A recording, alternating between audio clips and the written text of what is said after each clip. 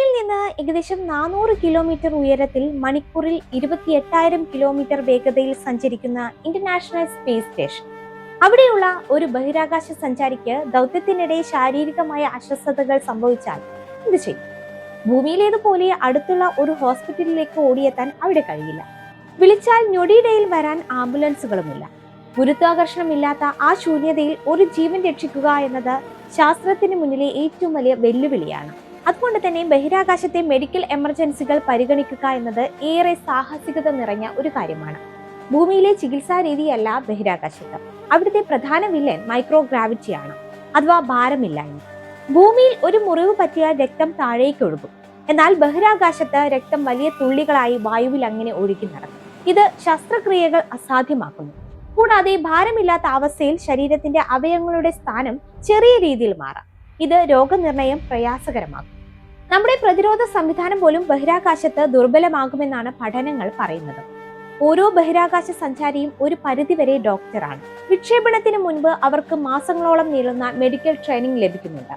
മുറിവുകൾ തുന്നിക്കെട്ടാനും ഇഞ്ചക്ഷൻ എടുക്കാനും പല്ല് പറിക്കാനും അൾട്രാ സ്കാനിംഗ് നടത്താനും ഇവർ പഠിച്ചിരിക്കണം. ഇതിന് ക്രൂ മെഡിക്കൽ ഓഫീസർ എന്നാണ് വിളിക്കുന്നത്. എന്നാൽ ഇവർ വിദഗ്ധരായ ഡോക്ടർമാരല്ല എന്നതാണ് ഇവിടുത്തെ പരിമിതി.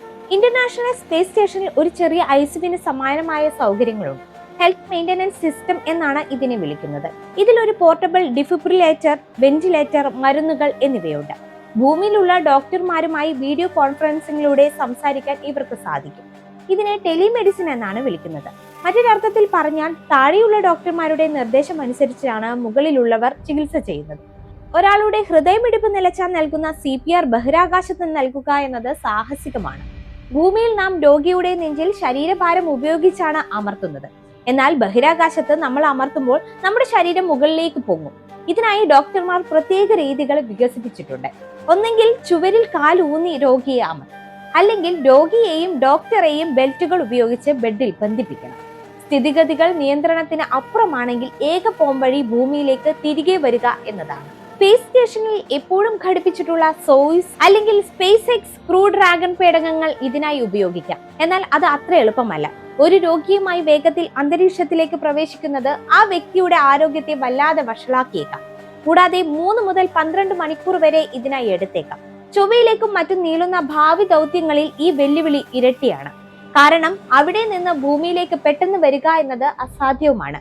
അതുകൊണ്ട് തന്നെ ഭാവിയിൽ റോബോട്ടിക് സർജറികളും AI അധിഷ്ഠിത ചികിത്സകളും ബഹിരാകാശത്ത് സാധാരണമായേക്കാം, അല്ലേ?